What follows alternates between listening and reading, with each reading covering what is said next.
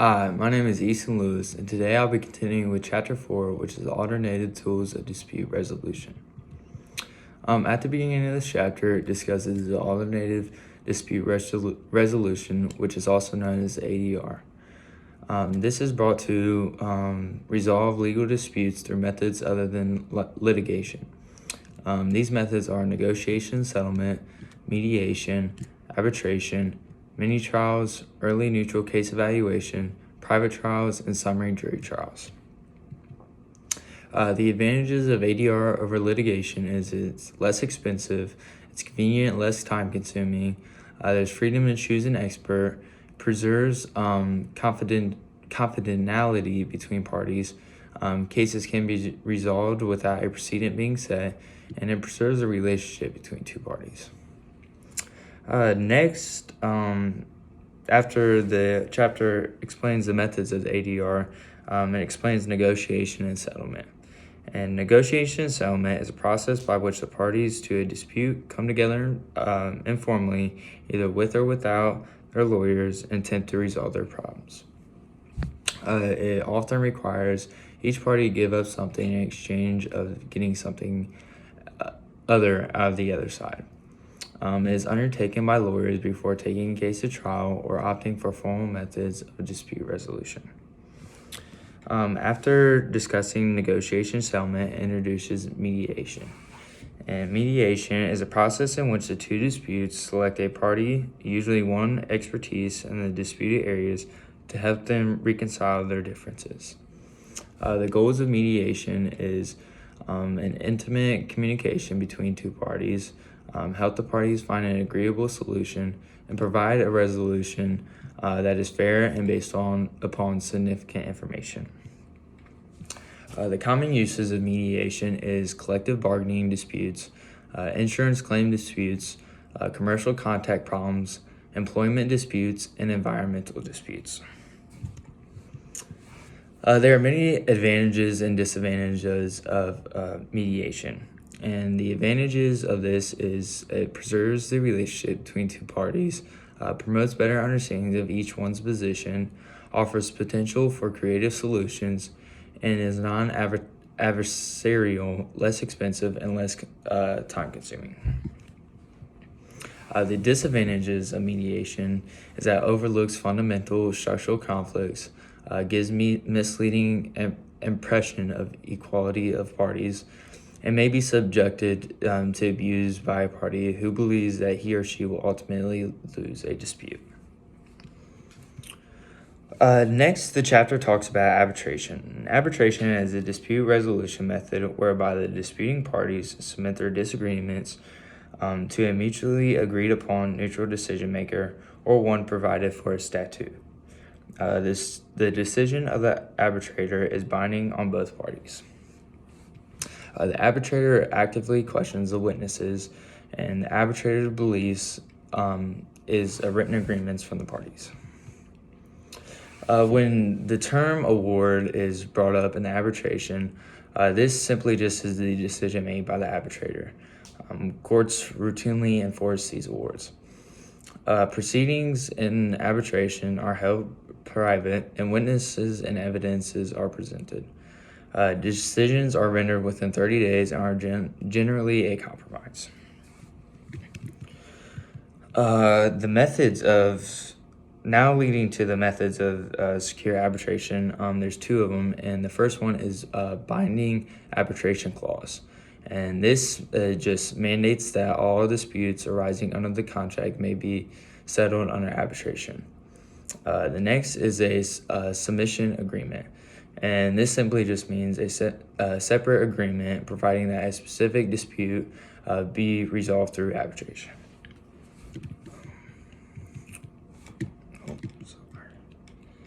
And then after discussing arbitration, it goes on to talk about the selection of the arbitrator. And arbitrators are selected on the basis of their special expertise in a particular field. There's sources from choosing an arbitrator comes from the American Arbitrator Association and Federal Mediation and consolation services. I hope I didn't butcher that. And then parties and arbitrators select date, time, and place. Next is the arbitrator's code of ethics, and the code of ethics is uphold the integrity and fairness of the arbitrator process. It discloses any interest or relationship that is likely to affect the arbitrator's impartiality or might create an appearance or partial or bias. It avoids impropriety or the appearance of it when communicating with the parties. And then next is, continuing to discuss the code of ethics. It's conducted on the proceedings fairly and diligently, and then make decisions in just independent and deliberate manner. Be faithful to the relationship of trust and confidentiality inherent in that office. In a case where there is a board of arbitrators, each party may select an arbitrator. That arbitrator must ensure that he or she follows in ethical considerations in this type of solution. And then next is the common uses of an arbitrator. These common uses consist of labor disputes, salaries, business conflicts, consumer complaints, technological disputes, and employment disputes. Although there is some problems with arbitration, these problems consist of arbitrators lack expertise in discrimination matters, compulsory arbitration and employment and termination cases erodes workers' rights, concerns with arbitrators' non-legal background, and absence of written opinions. Next, the chapter goes on to discuss mini trials. And mini trials is an alternative dispute resolution method where lawyers for each side present the case at a proceeding referred by a neutral advisor. The settlement authority lies with the senior executives of the disputing corporation, and the neutral advisor settles the case, and the corporate executives cannot resolve the dispute within a given period of time. Next in the chapter is an early neutral case of evolution, and this This is when disputing parties explain their respective positions to a neutral third party who evaluates the strengths and weaknesses of the case and guides the parties in a reaching settlement. And then comes the private trials. And private trials are cases that are tried in private by a referee who is selected by the disputants and empowered by a statute to enter a binding judgment.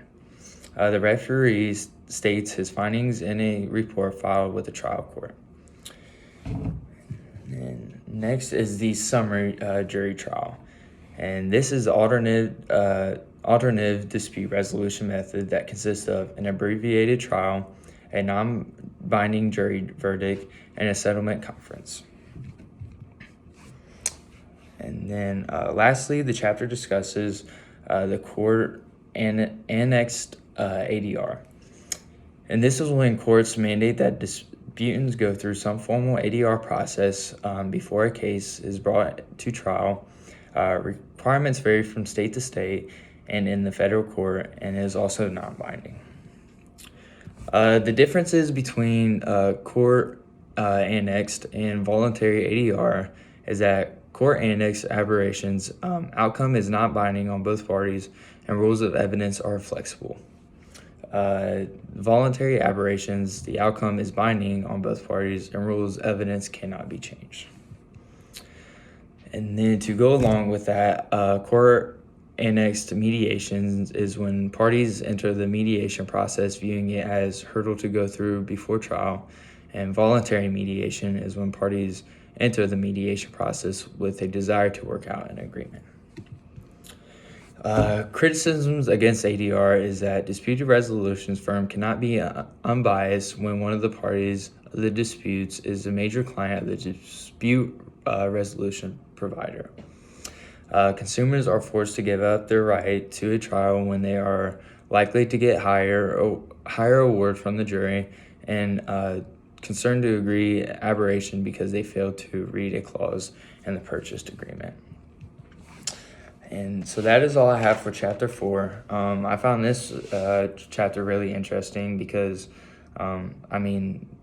looking and learning about all the alternative tools when discussing dispute resolutions, it's eye-opening to go through and look at all the differences and whatnot. So I'm glad to learn about chapter 4 and looking forward to chapter 5. Thanks.